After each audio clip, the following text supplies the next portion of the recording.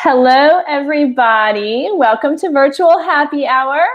I'm Raina from Garden District Bookshop, and I appreciate you all coming and watching. We're getting a few minutes late start, but that's okay. We'll hang out a few minutes longer.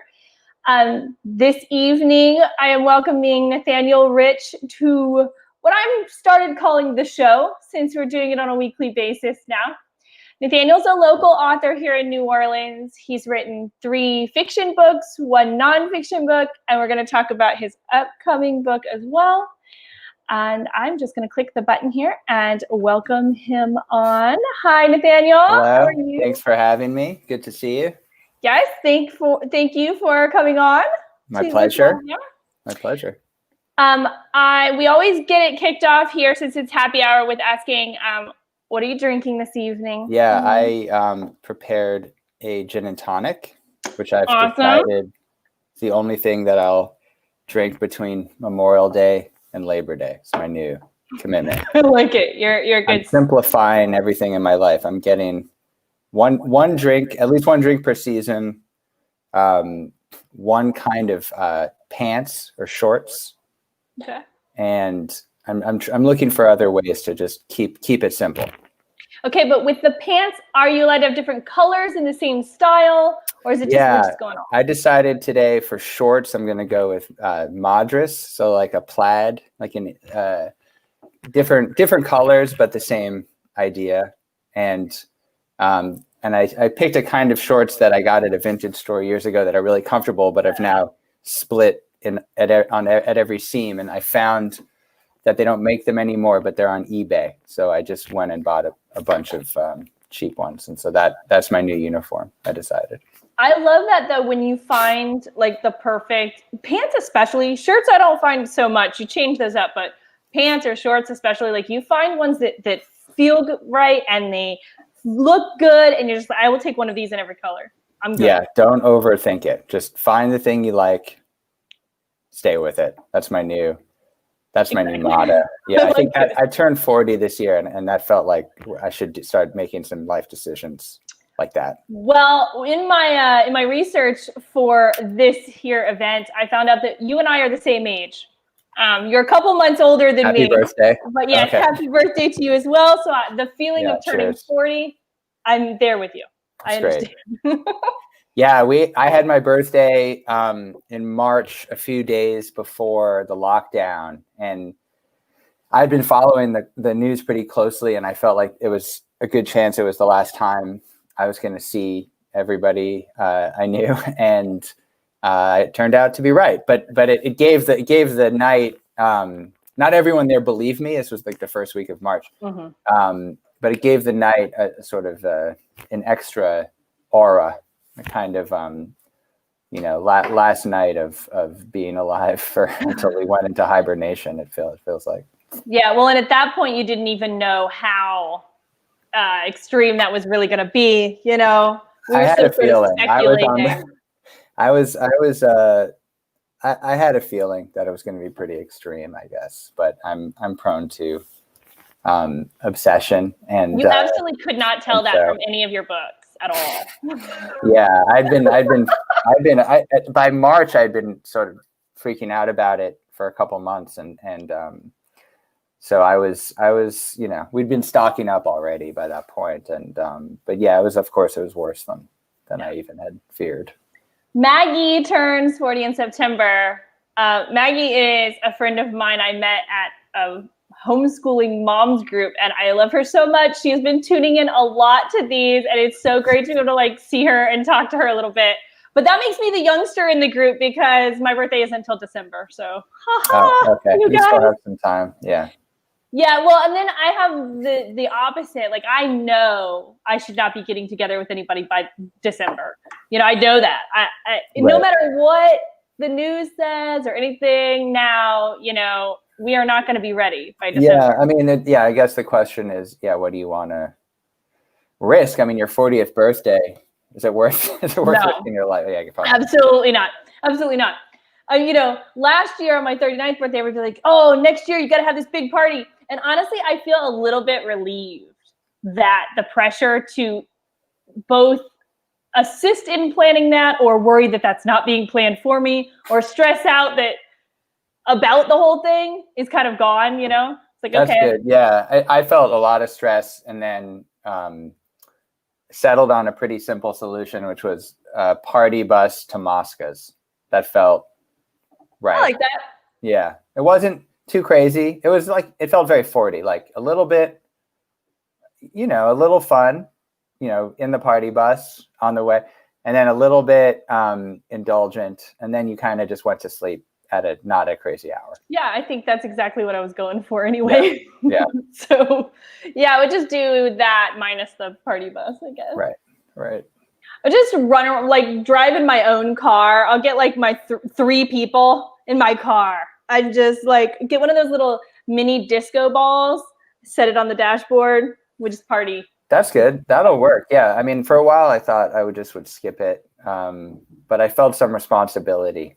I feel like when you turn 40, there's some responsibility to do something. I don't know. But yeah, it did weigh on me. But I've compensated since then with not basically going out ever again. Right. Yeah. You just compensate by like not. And I don't know, I don't know the logic exactly behind that, but you can't stress it. You did it. You had a good time, and now we're just moving forward. There was a moment at the party where a friend of mine showed up coughing. And she just had been, her family had just been in Seattle that week. And that was so there were no cases known. Mm-hmm. Probably there were thousands. Right. No cases known in New Orleans at that point, but there was this outbreak in Seattle. So that everyone was sort of on edge. And she just ended up leaving without telling anybody. I guess we felt bad about it. But I think she felt uncomfortable. And later she was like, yeah, I definitely had it. Like, right, but they're convinced they had it, but who knows? I mean, I don't think they've had the serology tests. No. But that symptoms, her whole family had it and had something. And so, who knows?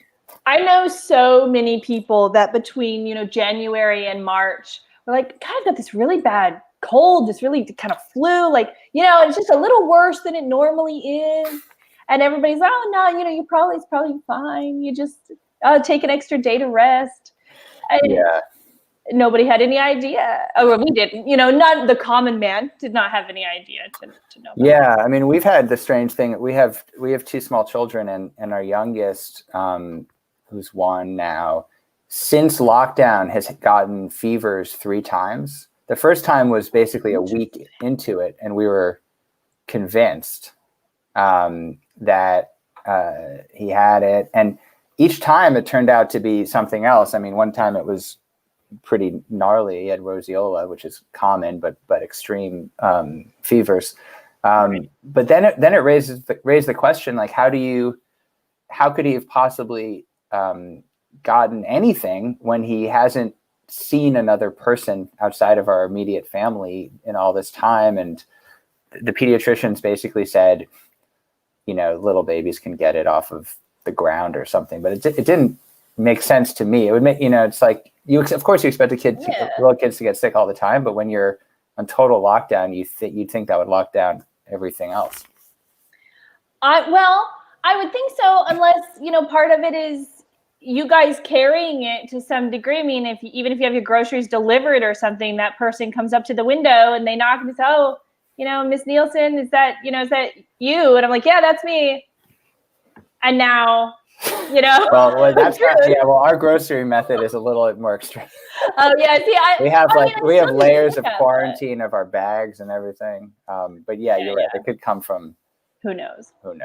Yeah, I mean, walking on the street, someone across the street. I guess. We've been really casting around. I mean, whatever. Doesn't matter. Yeah, one part of it, like there's so much still unknown too. Like, 6 feet is a weird guideline, but like if I'm just sort of standing here breathing, is that 6 feet? Or if I like sneeze, now where is it? Yeah.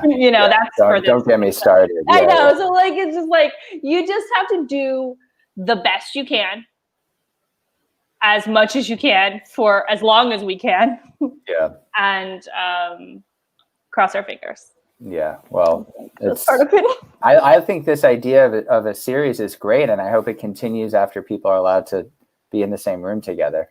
I'm kind of hoping so too. I mean, we've been doing it almost 4 months now, and it's a very different atmosphere than a regular book event because we can be a little bit more laid back and we can have people. And by the way, anybody who's watching, if you have any questions or comments for me, for Nathaniel, about anything else, just post it in the comments. We can see those and we will answer your questions. You can help guide our conversation wherever we're headed on that. Yeah, so just like that, we get to do that in the middle and we'll just talk about stuff and go from there. Now, could you have like a full bar in the? I know you have wine at events. Could you do like an enhanced situation in the future? That is a good question. Have a special cocktail for each event, each writer. We could, yeah, we absolutely could. Mine would be pretty boring. It would just be. Well, as long as we get you in the summer. Oh no, in the summer, then it's gin and tonic. Yeah, otherwise it's scotch. That's my. All right. Well, so you come up with your scotch drink, and then it just depends on what time of year we have it. Yeah. But I was thinking about it, and we can have more, like we can have alcoholic drinks, like more liquor and stuff like that, because we've had that at events before. Usually for cookbooks or something, if there's a drink in that cookbook, sometimes we'll get the chef or whatever to mix that drink and we'll have it to give out to people. So we could definitely do that. I think we're not allowed to sell it, if I'm right. You know what I mean? Like, I don't know the exact rules and laws about that. Right. They don't hold me to any of that. I just know I think in Louisiana, there's a law that you can serve hard alcohol as long as you're talking about books. At a bookstore. I think that sounds great. And we'll just talk enough about books. We'll learn, okay, at least every 3 minutes we have to come back to books and then we're good to go. Next round. Yeah. Exactly. Yeah. Exactly. If it's not a law, I think we could push it through the legislature. We can go. We know people who know people. Yeah, I think so. who can talk to the right people. Yeah. Make that happen. Yeah, I have a feeling about that. Yeah. So I was also wanted to say to you that the first book that I ever read of yours was Odds Against Tomorrow, because when I first started working at Garden District, Susie, I don't know if you remember Susie. I love Susie. Yeah. I thought so. That was one of her staff picks. So I'm going through all the staff picks. She's like, "Oh, you have to read this." Like, okay, cool. I don't know. Sounds good to me. And she has excellent taste. She does. Yeah. Her and I described myself as the new Susie because they knew Susie was leaving, and that's a lot. I got hired. That's a lot to live up to. I learned that after I started saying it. I thought it was funny, and then they're like, "Oh, really?" And I was like, "Yeah, yes, that's me." So you started right when she left? We have a month overlap. Okay. So they knew that she was leaving, and that is why I got hired. And then Susie basically trained me on everything that she had been doing. Right. And then she left. So I was technically the new Susie, but I did not know all that meant at the time when I came up with that. But I probably don't know all that means, but it means a lot, I bet. There's a list of I'm still working off of some of the instructions that she left for me. She left these extremely detailed point by point. This is how you do this.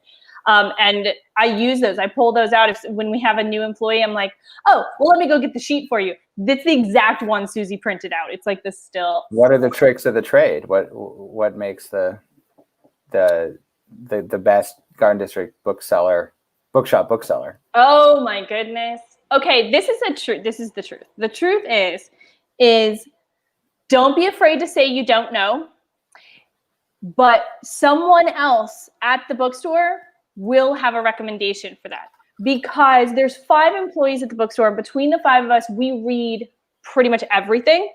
But no one of us reads, one of us reads everything, but somebody loves thrillers, and somebody likes manga, and somebody likes YA, and somebody likes literary fiction and cozy mysteries. That's a combo that, and all of these things in nonfiction. So I don't know everything about all the books, but I would definitely say, and this is probably not just Garden District, but this is everywhere, if you don't know, say, you know what, I'm not sure because I don't read a ton of mysteries, but let me ask fill in the blank, and I will go find you a good recommendation. And Susie, when she was training me, she let me know that Garden District is an environment that is conducive to that collaborative effort, for sure.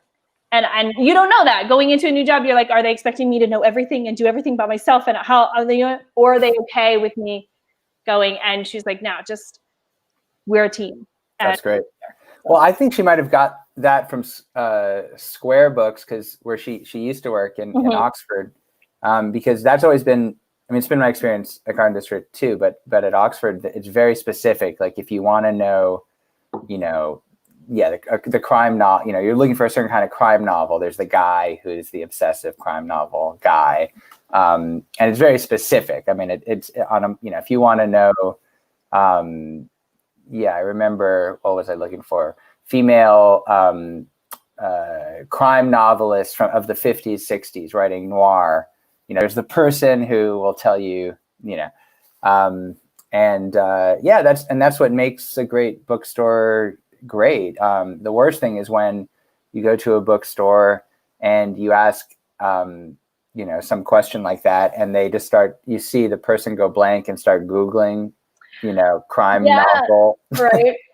Best crime novel, and that's always a tell that it's, Well, I'm not going to say I've never Googled it, because sometimes you do that, but usually it's more like if you're asking real specific, I want it set in Berlin, and I want it, to be a thriller, and I want a female protagonist. I'm like, okay, let me see what I can do. And sometimes you have to do that to jog your memory at least. Most of the time, if I do end up like Googling or something and some things come up, I'm like, oh yeah, that's the title. I know it. I know the book, but it's not always in there constantly. We got an important bulletin here from Aziza here.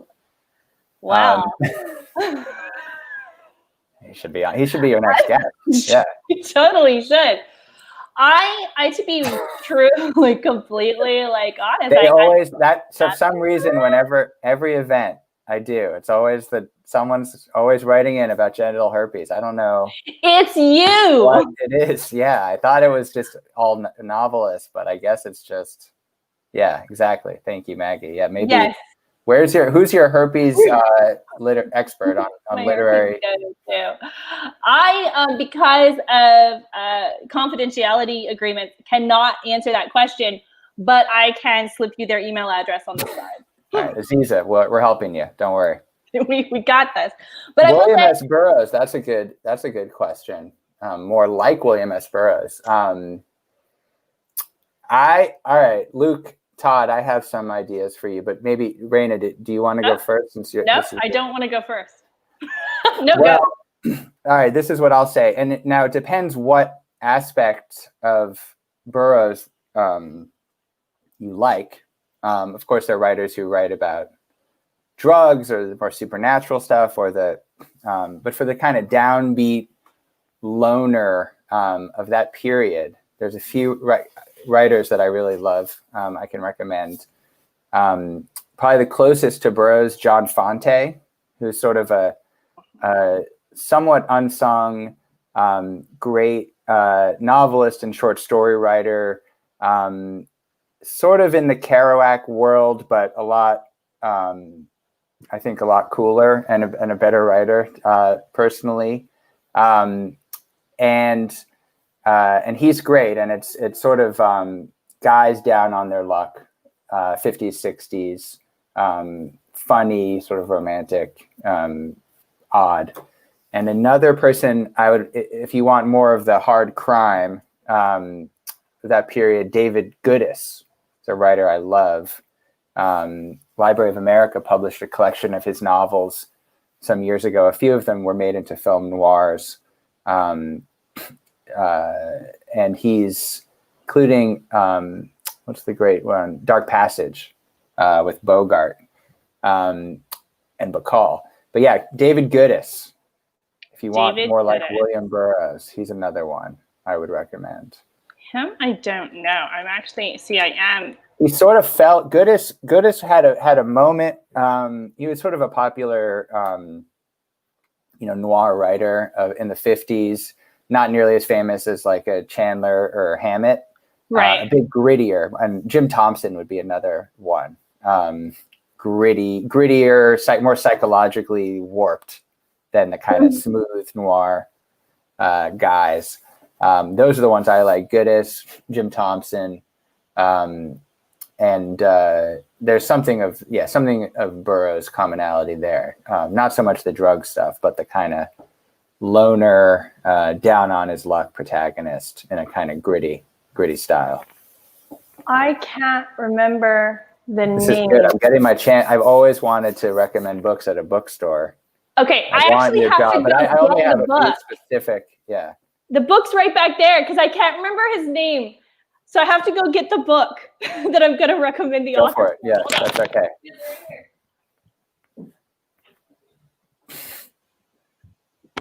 Well, what is that? Okay.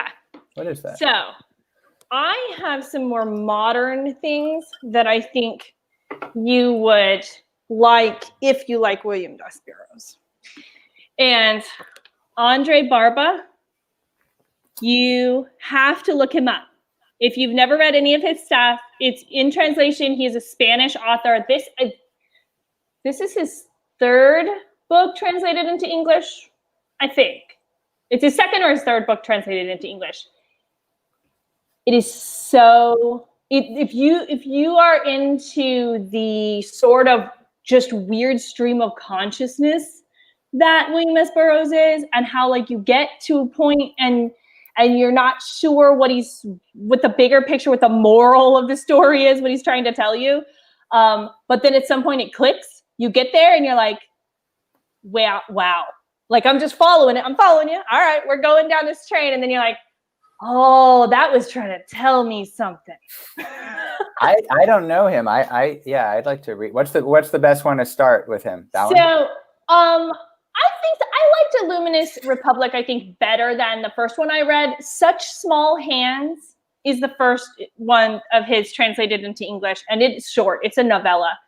And I really, really enjoyed it enough. I mean, to the point where when this one came out in April in English, and when I saw the art come in, I was like, oh, that's mine.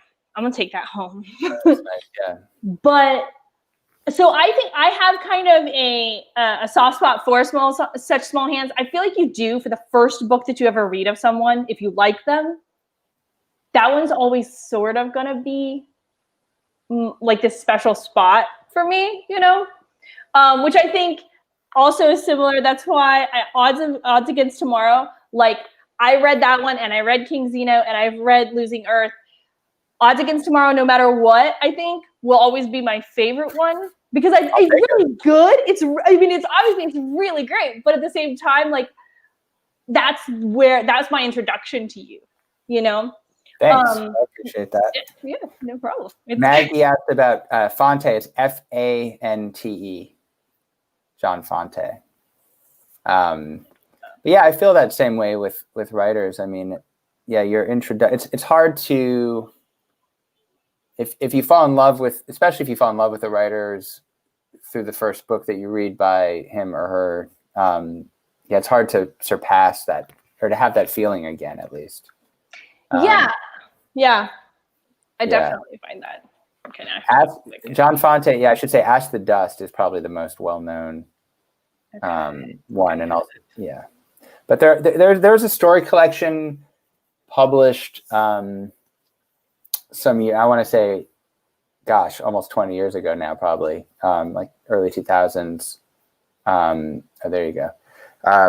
There's a great story collection that I think put together collected stories that's also fantastic. And then his son Dan Fante is a novelist too. I haven't really read him, but he's supposed to be good as well. That's always really interesting to me. It's not just writer families, but actor families. Any family, especially in the creative arts, that go in into that same art together. How much influence is there across, and how much, not help as in literally sitting down and writing, but if you know, if you're a carpenter and your son becomes a carpenter, then he probably taught you a bunch of stuff. He didn't teach you exactly how to make your table, but he taught you how to make tables. So I always wonder how much of that is the same in creative families. You may have insight into that. Yeah, I mean, I think, my brother is also a novelist and a comedy writer, and writes for film and television, and our father is a writer, but a different subject matter about politics. And I think the most valuable thing, and I know this from talking with, I think this is true of a lot of writers in this position, or people in the creative arts in this position. The most valuable thing is the affirmation that gives you, that what you want to do, if you're interested in doing creative work, that it's valued, that it's respectable. So many writers I know have to fight so hard, psychologically, if not, in other ways, to be able to do the work they love. And for me and my brother, we've always been, even though I think our parents would have been probably more excited if we'd gone into banking or something, or law. They're like, no, I was counting on you. Easier. Yeah, exactly. Yeah, that would be a lot sort of less stressful. Just the example, someone who goes to work every day and writes is extremely liberating. And it's and I think one of the most important parts of doing this work is to have the discipline to do it every day, even when, especially when you don't feel up to it, or feel like you have anything to say, or have the energy to do it. Just the discipline it takes just to work every day and try to get better at your craft. And that's something that, some people do have it naturally. Other people have to really struggle to get there. But we at least we saw the example of it in our own home. And I think that was hugely helpful. I know so many people who are great writers, or who would be great writers, talented, smart, who just never really committed to doing it. I think there's probably a ton of excellent novelists out there, say, that aren't writing novels because, they have better things to do. They have other things they want to do. They don't have the energy for it. They don't have the patience for it, and all the rest. And so I think that's a huge part of it. But when it comes to actually writing this, writing the words on the page, you can only really rely on yourself there, unfortunately. Yeah. Yeah. That's one of the things that I really love about New Orleans. So I've been here for 15 years now, and I'm from Fort Myers, Florida originally. And where I'm from, any sort of creative occupation is a backup. Right. If you say, I want to be a writer, they go, oh yeah, but what are you really going to do? Right. What are you going to go to school for? It's really damaging. It is. And if you spin that way ever since, from the time that you have that dream, that spark of that dream at whatever age, being told, but what's your backup plan? By the time you get to college, you're like, you know what? Forget it. Yeah. Let's just do that whole backup plan thing and call it a day. Yeah, it's true. I mean, one of the most valuable, this is like a very prosaic piece of advice, but valuable for me, was my college thesis advisor, was William Deresiewicz, who just published a new book this week, actually, that I gave a quote to, that I should it's called Death of the Artist, that I should plug here. It's a very depressing book about how hard it is to be a writer and an artist. That's exactly what we're talking about. I reminded him. It was funny reading that, because I told him when he sent me the manuscript, it's all about how artists just get crushed by our economic system, by whatever, everything you can think of. And I had to remind him that, actually the most one of the most valuable and like liberating pieces of advice that I ever got about being a writer came from him in college, when he said, he said, I'm paraphrasing obviously, but something to the effect of, you'll be amazed by how many writers fade away, basically, how many don't stay with it. And at the time when I was 21 or 22, I felt I wasn't calling myself a writer. My friends didn't know that I was writing, basically, furtively at night, or, when no one else was around. I didn't talk about it, but I knew a lot of kids who did talk about it. And a lot of my friends were talented, and they were publishing things in the literary magazines and studying with great novelists and all the rest. I didn't have, I didn't dare to put myself out there then. And so, but I have been surprised. It's one of the sort of lessons of my early career, basically, that he was right. That Bill was right, that a lot of these people ended up just kind of drifting off, doing other things, and often for great reasons. I mean, there's not a lot of great reasons to stay with it, I guess, as Derezowitz's new book shows. But I think there's a certain, keeping with the craft, keeping with trying to get better, the persistence of it, the discipline of it, the loneliness of it. I think once you're able to push through that, it gets a lot easier. But it's hard to do that. So I felt very privileged in that I had at least, it didn't seem crazy to me to try. Right. That makes sense. I mean, just purely having the example there in front of you is like, okay, well, this is a thing you could actually do. And that's why my son is 13 now. And it's one of the reasons I wanted to definitely raise him here, stay here and raise him here. I mean, I love New Orleans, but like my family's all in Florida. So, when you have a kid, you're like, oh, should I go home? What do I do? And one of the things that really pushed me to be here is that I didn't want that question for him. Like in New Orleans, I feel like that's much more, you could, I play trombone. Cool. No one's asking you. They might ask you, where do you play? Or who do you play with? But they're not asking you, but what's your day job? That's not the second question, Right. They don't care what your day job is, because they know that even if you have one, you don't want it. You want to play trombone. Like, you might have to pay the bills, but that's not a question they're asking you, because that's your hobby. Whatever your day job is to pay your bills, if you have to have one, that might be your hobby. But what you are, what you do, that thing that defines you, the question they're really asking you is, I'm a writer. That's the answer. And I wanted him to be raised in an environment that was conducive to that.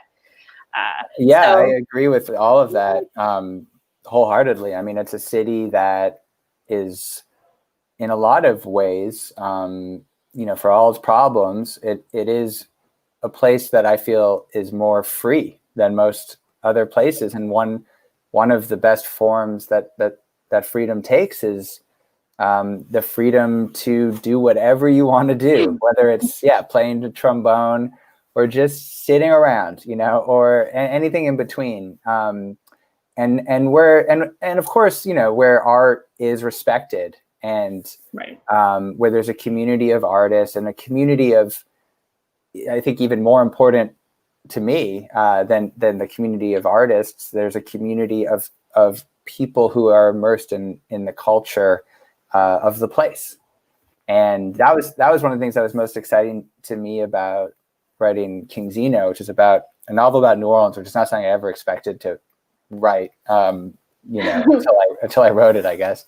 But that it tapped into this whole, community of New Orleans readers and writers and people who are, obsessed with the history of the place. As all of the complexity and contradiction of the place, and to feel part of that world and that cultural life, that is a cultural life that's very different from the national cultural life, that it's its own independent thing. That to me, that's what's so exciting to me, it's the most exciting thing about New Orleans to me. And of course, you see it with the music, but I think you see it in a lot of different forms of the arts. Certainly you see it in the local poetry scene. You see it in local fiction. Certainly you see it even in dance, and of course, if you want to include culinary arts and theater, it's all there, and it's its own. New Orleans has its own path. So that's something that I've always felt is really exciting and really liberating too. Absolutely. So you didn't think you would write a novel set in New Orleans? Like, it seems kind of natural if that's where you live and where you're from. Yeah, no. Not only did I not think I would write a novel about New Orleans, I didn't want to write. I very much did not want to write a novel about New Orleans. It felt like the last thing I would do. I had too much respect for, the history of the place, the complexity of the history of the culture, and I didn't really want to go there. I feel like to write a novel about anything, you have to become a kind of authority about what you're writing about, even if it's totally fictional.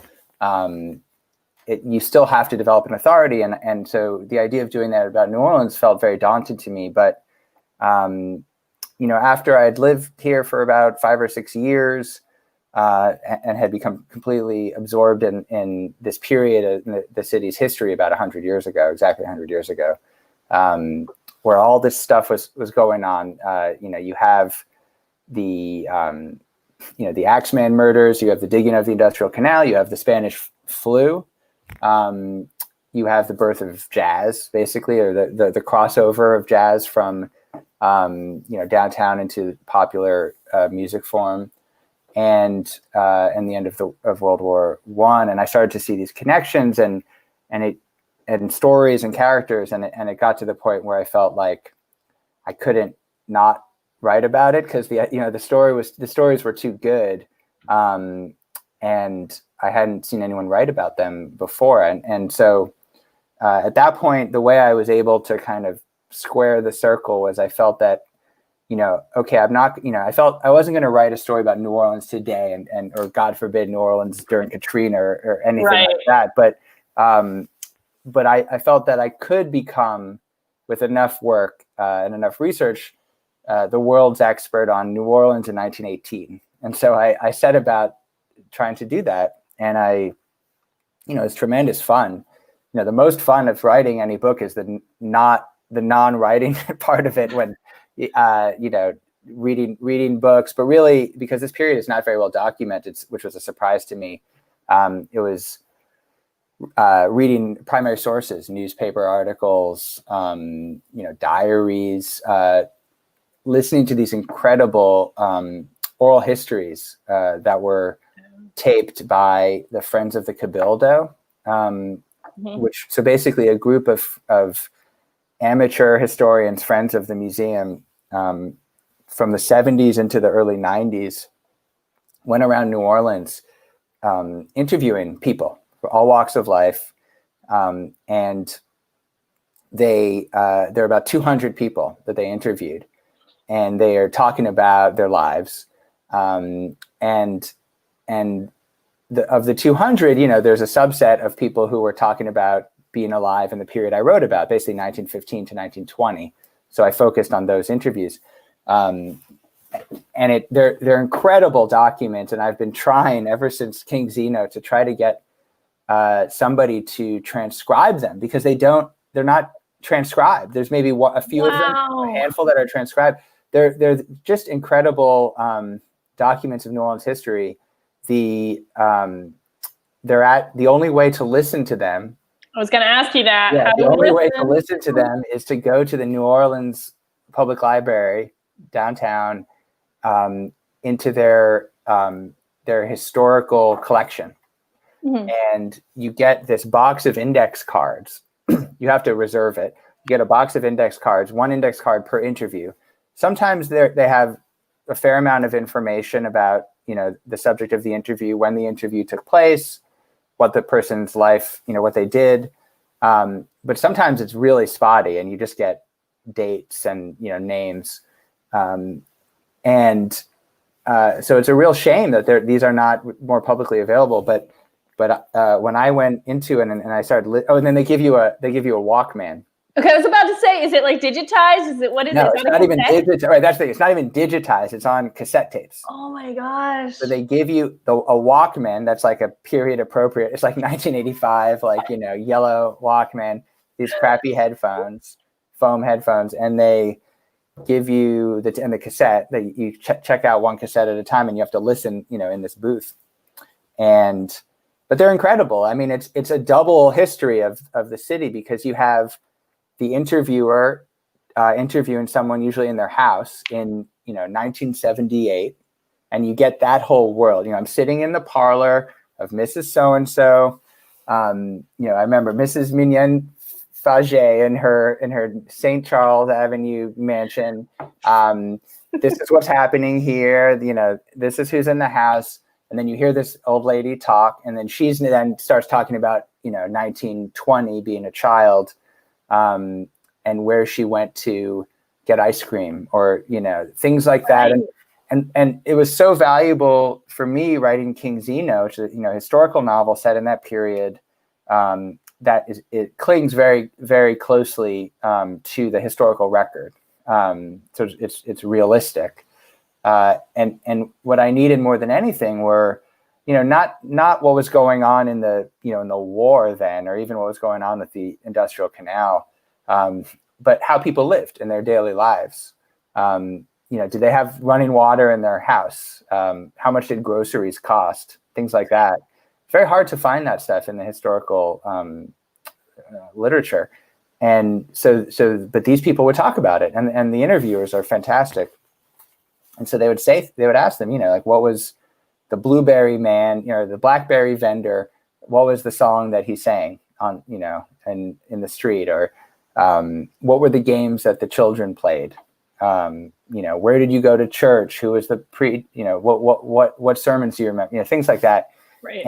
And that gave me the kind of granular detail that allowed me to feel like I could write the novel. It gave me the authority to be able to do it. Not least because it seemed like no one has ever listened to these tapes before. They're sitting. I was thinking, like, I both want everyone to go hear this and also don't, because those tapes won't last forever. We have to. How do we start a fund or a group of volunteers to go and like transcribe these and somehow digitize them? It's just time. I mean, it's not. That doesn't it's sound not difficult. expensive. It's not it can't be that expensive. I mean, if you're paying someone, say if you're paying someone $20 an hour, and you have, I mean, I guess it could add up.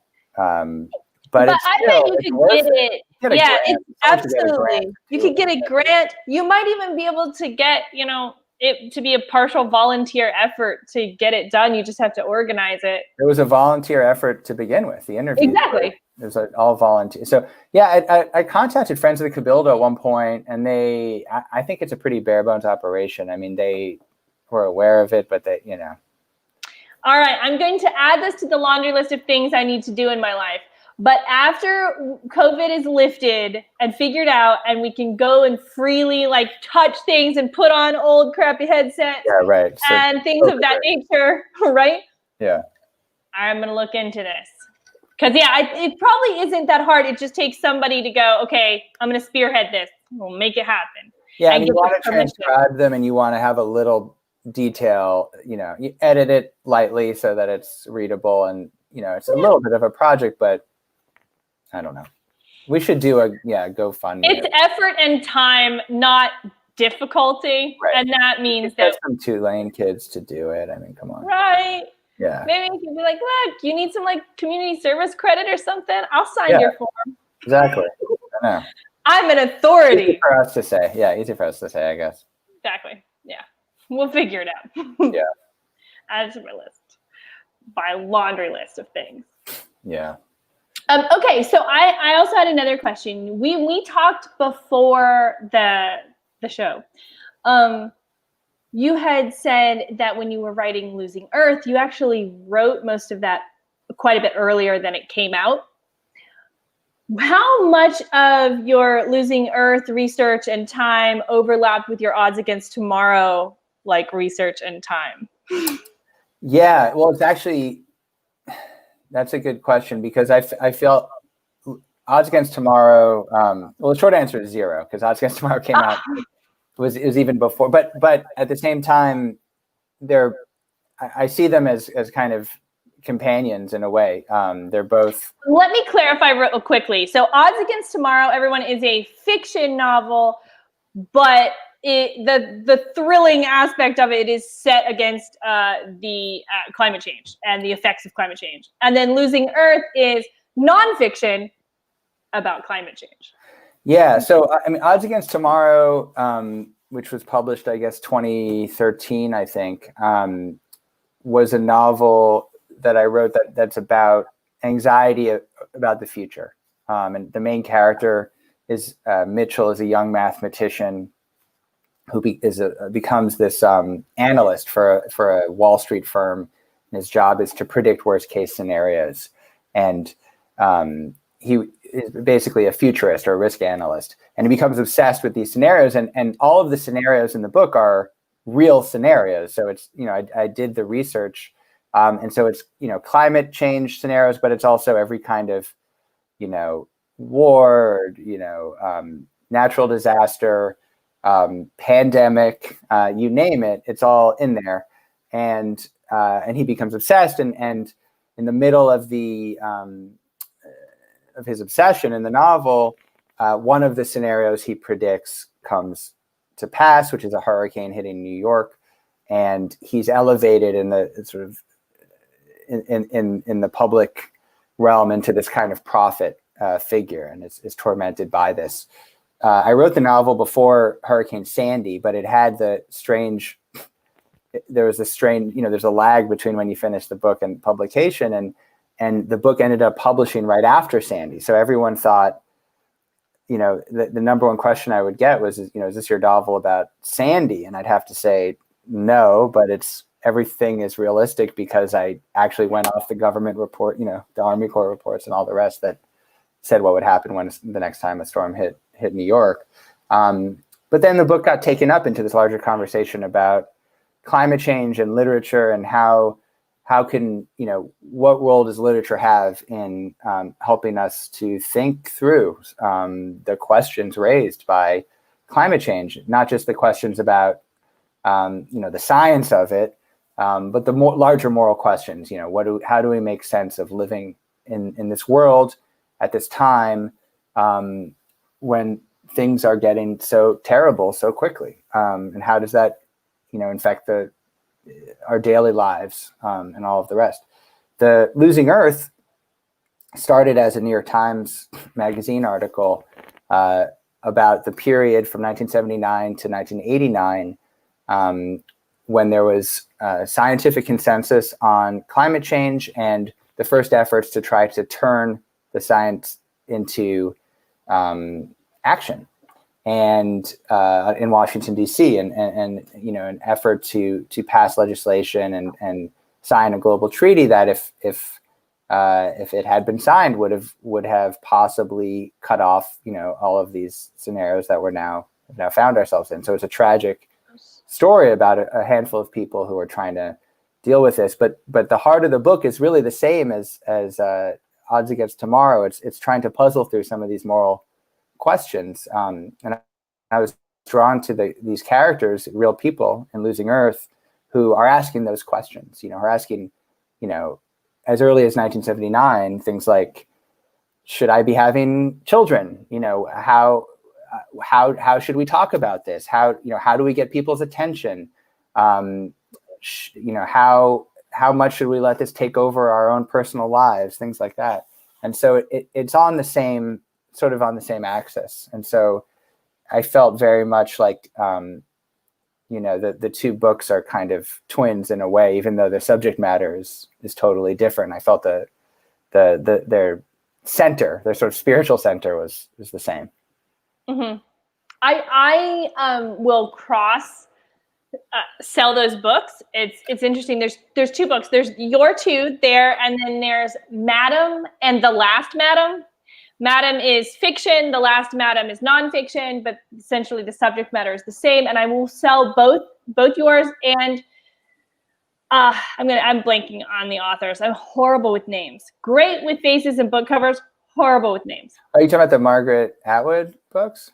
No, I'm talking about. I have to look them up. They're about. They're about the last woman to own a brothel in New Orleans. Oh yeah. Okay, yeah. Sorry, yeah. I think of Mad Adam. Yeah. Yeah. Because they're fiction and nonfiction on the same subject, and what you're losing Earth and Odds Against Tomorrow, I agree. They kind of go hand in hand. They're not exactly the same, obviously, but they kind of go hand in hand. And people will say, oh, I want fiction, I want nonfiction. And I go, okay, well, here's this. If you like this, there's another book by the same author. You should try this. And they're like, oh, I don't like, fiction. I don't like nonfiction. I'm like, no. But okay, try this.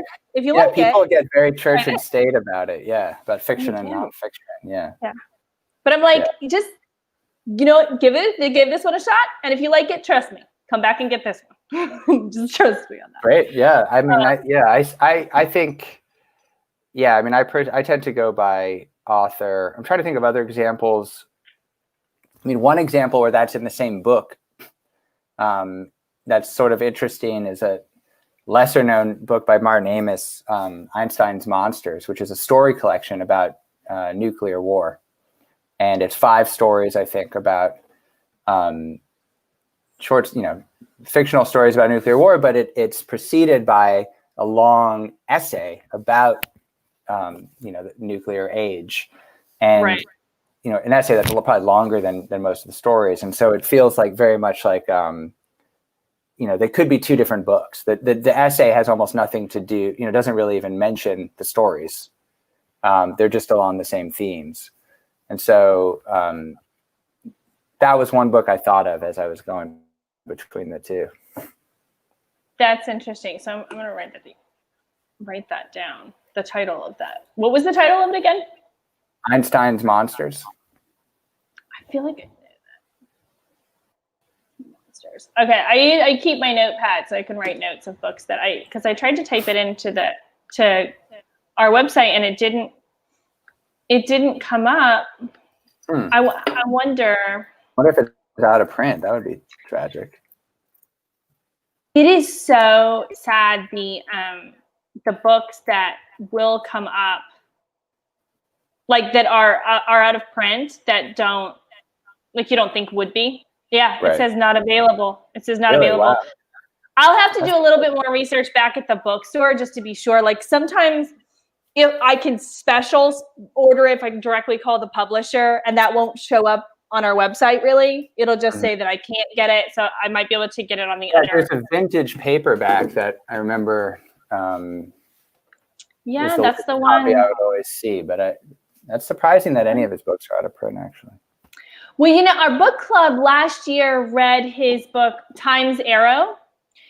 And that was one that showed up like with the distributor, it said that they only had like 1. And so in order to get enough for the book club, I had to call the publisher directly and order like 10 copies or whatever directly from them. Because that's one of his most, I think, popularly successful books. It is. Interesting. It is. But that's the only one of his that I've read. He has a couple of nonfiction.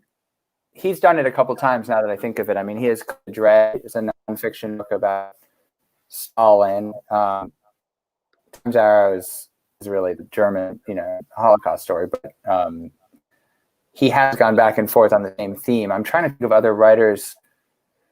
Margaret Atwood has to some extent, maybe not at book length in her nonfiction. But I guess a lot of writers have done that. I mean, Joan Didion, Norman Mailer, that whole crowd. James Baldwin, would write novels about a theme and then write a nonfiction about the theme, even if it, different subject matter. And the truth is it seems more natural from a writing perspective or a research perspective it seems a lot more natural than a reader might think. Because if if you're interested in a subject, you start thinking about it and researching it and coming up with ideas about it. And now you've got information for nonfiction and for fiction. You get to play more with in the storylines and what happens in that world or with that, event. Right. And the other one is more factual. Absolutely. I need to do something unprofessional, which is move to a different outlet because my computer is running. I just realized the outlet that it's plugged into is dead, and I don't want to cut out. Oh my gosh! Okay. Hold on one second. All right. We're gonna stick with you. We're gonna stick with you. All right, stay with me. Okay. While Nathaniel is moving, if anybody who's watching has any questions for me or for Nathaniel about books, about book selling, about book recommendations, about things that aren't about books, feel free to put them in the comments, and we will answer them or figure them out. Point you in the right direction, hopefully. And I'm back.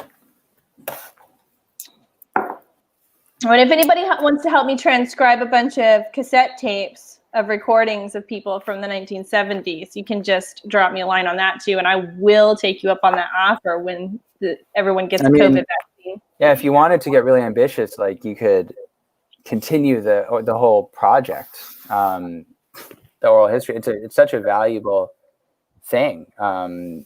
To speak with people. I don't know if there are things going on. There probably are similar things going on now. I know there's a jazz project, oral history, I think, in New Orleans, but something that's sort of wide and indiscriminate that tackles the whole city in some way, however imperfect. You really get such a more intimate view of things. And I think, especially in this time when everyone I feel like there's a cultural assumption that everything is online and instantly available and it's all being recorded. I think that's true, but it's not all being kept. Right. And so I do worry that everything, as soon as the servers go out or as things, move from one server to another, you end up just losing huge quantities of history. Yeah. But I think about it too, like my mom has all these photographs and these photograph albums and these photo boxes with photos in them. And right now I know in her house, like where to go. I don't know exactly which one is going to be my 10th birthday or whatever, or which one is going to be her, senior picture, but I know I could find it. If I flip through there, I know exactly where to find it. Right now, digital photos we assume it's easier to categorize and easier to find them and easier whatever. It's not. It's just easier to take them. And because I don't know, if I wanted to try and find like my son's first birthday right now even, I'm going to have to search for that. I'm going to have to search for it. And I'm not sure if it's on this hard drive or some other hard drive. And God forbid it's not on either one of those. Yeah, I mean, I know my own experience. Like we're taking pictures and then we can never find them. Right. They just kind of go out somewhere. And it's lost. I mean, so yeah, I guess that's why I like books and hard copies of books. I never got into the e-readers. So the continual documentation and also reorganization of all of those things, you have to keep updating it like that. Yeah. Yeah, so I mean, I'm gonna call you. Yeah. Oh, you guys are getting on it. Yeah, you're gonna get on it. I'm gonna remember you said that, Maggie, that you would help. I mean, you could put them together and publish them as a book. I bet a local press would do that. The oral histories. I happen to know some people, so I bet you it's very do, possible. Yeah. It's very possible. You could maybe that's the ticket. Get some local press to do it. Sell it at the bookstore, and wherever else. And we'll have to think of a good title. There you go. Yeah. Organize it. You could organize it in different ways. This is now a thing.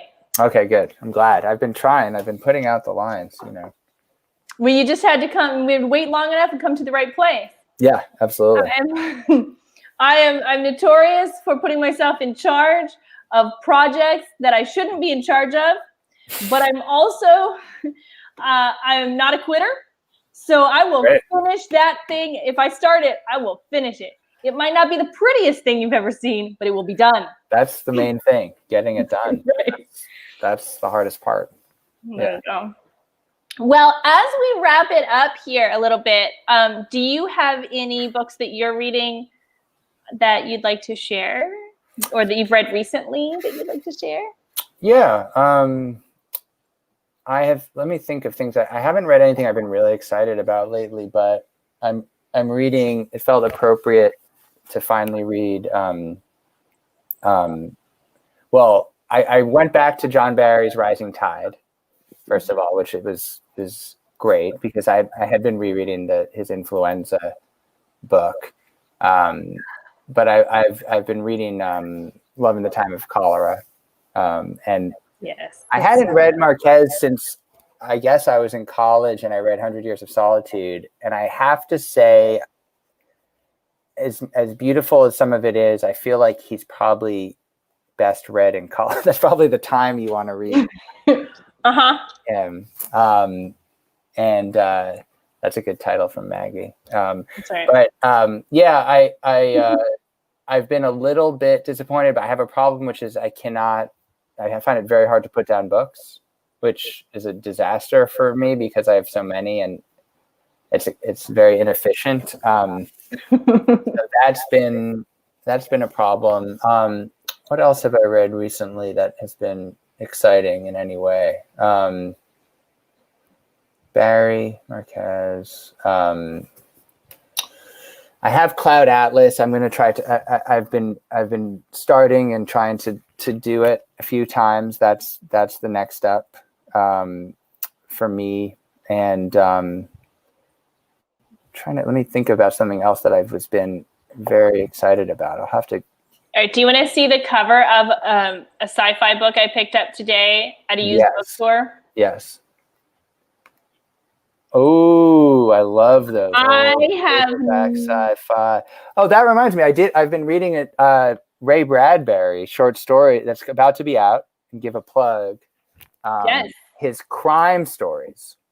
I heard about that coming out. It's from a small press that I'm now forgetting their name, although I have the book somewhere behind. I'm gonna try to. It's called The Crime Stories of Ray Bradbury. Hold on, I'm gonna do what you did. 1 second.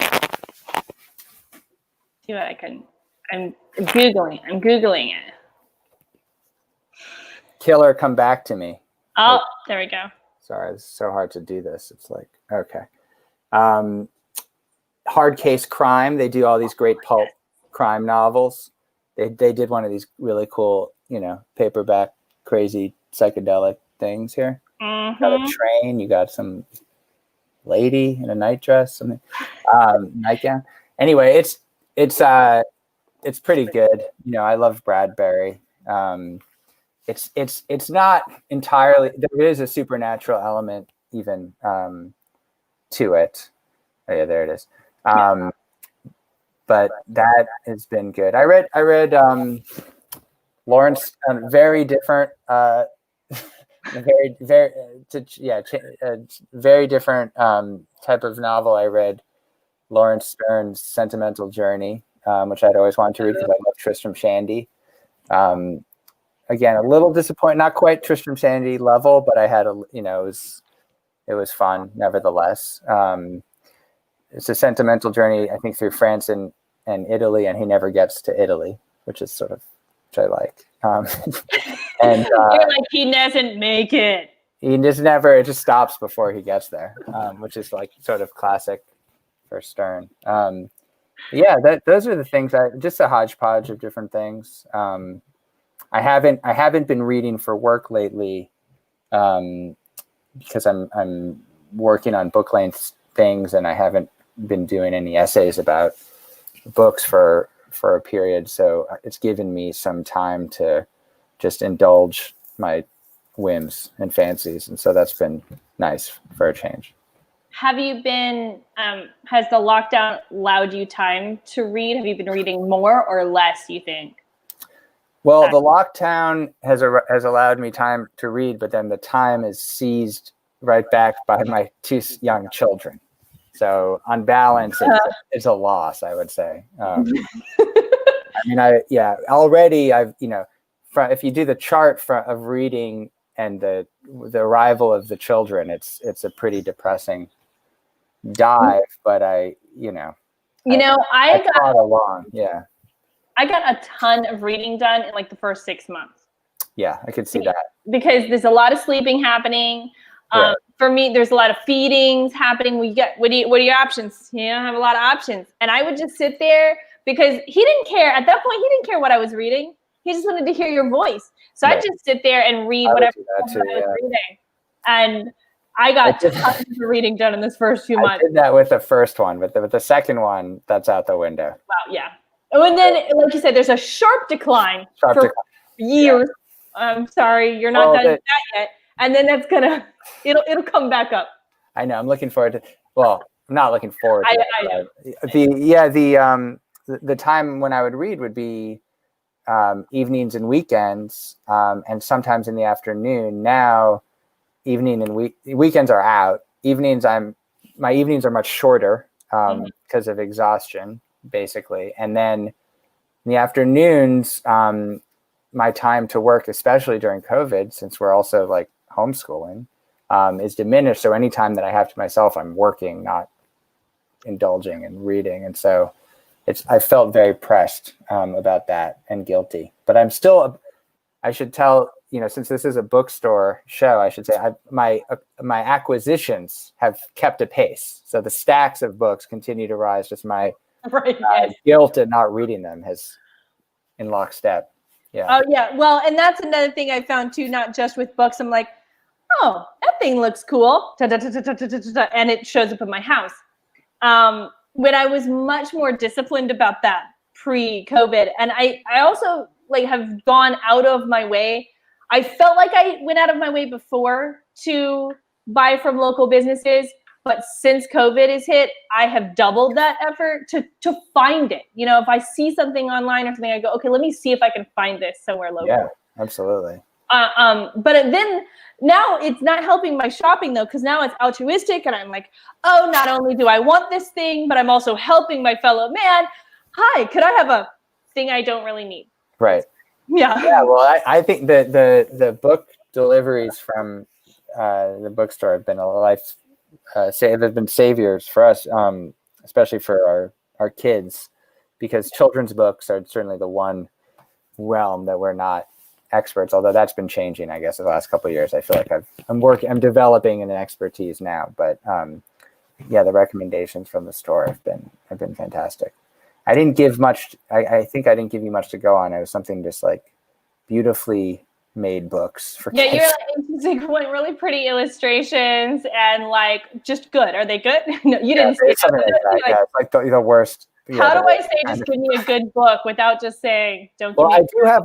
I do have one very strong opinion about children's books, which is that I feel like so many children's these days are just not well. Now, some that are gorgeous, but we get so many books given to us that are just poorly illustrated or like computer graphics, and I just have no patience for that. And I know it's not always the author's fault, because I think the author and the illustrator are sort of separate, often separately assigned. But I now refuse to bring a book into the home where the drawings are not. If it's a right. If it's supposed to be a picture book, then that's right. Yeah. If they're not well done and some thought has gone into them, then it's hard for me to get into it. And soon enough, you'll get to the age where they want things that are based on commercial things that they are watching or experiencing.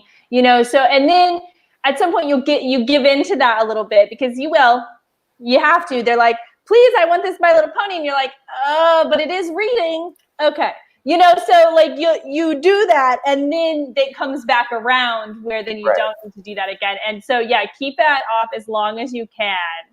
What is What to Do With series that Maggie just read about? What to do with? I don't know. I'm typing it in, Maggie. What to do with? We've been just down the Mercy. We're at Mercy Watson. Has gone over pretty well here. Yeah.